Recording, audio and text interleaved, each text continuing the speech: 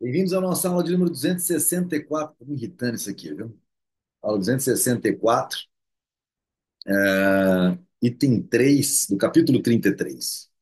Capítulo 33 está falando sobre sindicalismo e corporativismo. Item 3: influxos sindicalistas nas políticas econômicas populares. Como estamos fazendo sempre, nossa leitura, que é a partir do PDF, influxos socialistas nas políticas econômicas populares. A popularidade do sindicato se manifesta em vários postulados das políticas econômicas contemporâneas. A essência dessas políticas consiste sempre em conceder privilégios a um grupo minoritário às custas da imensa maioria. Resultam invariavelmente numa determinação da riqueza e da renda da maioria. Muitos sindicatos procuram restringir o acesso de novos trabalhadores ao setor de atividade por eles dominado. Enquanto o público quer livros, revistas e jornais mais baratos e em maior quantidade, e poderia obtê-los se o mercado não fosse obstruído, os sindicatos dos tipógrafos impedem que novos trabalhadores trabalhem nas empresas gráficas.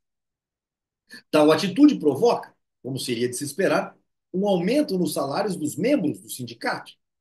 Mas a consequência é uma queda nos salários dos trabalhadores que foram impedidos de trabalhar nessas atividades e um encarecimento do material impresso. O mesmo efeito ocorre quando o sindicato se opõe à utilização de novas técnicas ou quando obriga o empregador a atender uma série de novas exigências que implicam na contratação de mais operários do que seria necessário para uma determinada tarefa, ou quando o governo cria a obrigatoriedade de você colocar pessoas portadoras de deficiência, cota para isso, cota para aquilo.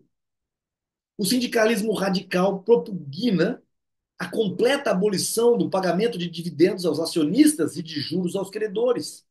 Os intervencionistas, no seu entusiasmo por soluções intermediárias, procuram contentar os sindicalistas, dando aos empregados uma parte dos lucros, o que nós chamamos hoje de participação nos lucros e dividendos dentro das empresas. A participação nos lucros é um slogan muito popular. Isso já era lá na década de 50, de 40. Não há necessidade de se examinarem novamente as falácias implícitas nessa filosofia.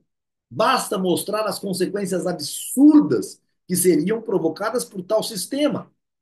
Em certos casos, pode ser uma boa política para empresas pequenas, que empregam trabalhadores altamente qualificados, conceder uma gratificação extra aos empregados quando os negócios vão bem. Mas seria uma falsa ilusão presumir que aquilo que eventualmente seja conveniente para uma firma específica possa funcionar satisfatoriamente como um sistema geral. Teve um certo cristão que certa vez falou: não, pagar imposto é bom. Quanto mais eu ganho, mais imposto eu pago, significa que eu estou ganhando mais. Olha a aberração filosófica do cara.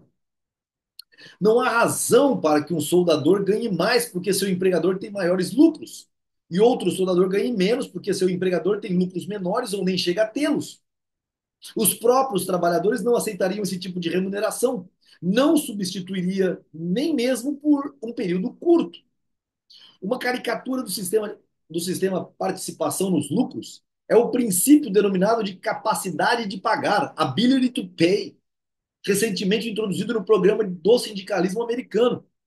Enquanto o esquema de participação nos lucros visa a distribuir entre os empregados uma participação dos lucros já realizados, o esquema baseado na capacidade de pagar visa a distribuir lucros futuros que algum observador externo supõe que o empregador poderá vir a ganhar no futuro, que é o que existe de PLD hoje aqui no Brasil, participação nos lucros e dividendos. É aquilo que ele supõe, que o governo supõe que vai ter. A administração Truman, ao aceitar essa nova tese sindical, complicou ainda mais as coisas ao anunciar a criação de uma comissão para apuração dos fatos. Essa comissão teria poderes para examinar a contabilidade dos empregadores a fim de avaliar a capacidade de pagar um aumento salarial. Ora, a contabilidade só pode informar sobre receitas e despesas, lucros e perdas ocorridos no passado. Estimativas quanto ao volume da produção, das vendas, dos custos ou dos lucros e perdas que possivelmente ocorrerão no futuro são antecipações especulativas e não fatos. Em matéria de lucros futuros, Não existem fatos observáveis, mas o governo acha que existe, por isso que ele cobra impostos sobre empresas optantes do lucro presumido. Olha que absurdo, absurdo. Ver F.R. Fairchild, Profits and the Ability to Pay Wages, em Virtue on Hudson, 1946. Ah, essa foi a nota de rodapé número 2, é isso? É isso mesmo. O ideal sindicalista não pode ser alcançado pela distribuição dos ganhos de uma empresa entre os empregados, sem deixar recursos para juros sobre o capital investido e lucros. Se quisermos abolir o que é chamado de renda não ganha, teremos de adotar o socialismo. Ponto. Mises é categórico. Ok, pessoal? Ai, mas eu não concordo com isso. Problema seu. Não é questão de concordar. Eu também não concordo que o cara que pule do 10º andar não consiga voar, né, e não se machuque na queda. Eu não concordo. Mas esses são os fatos, querido. Tá bom? Então, desista de não concordar com as verdades absolutas, aquelas que não derivam da tua vontade. Ok? Um grande abraço e até a próxima aula.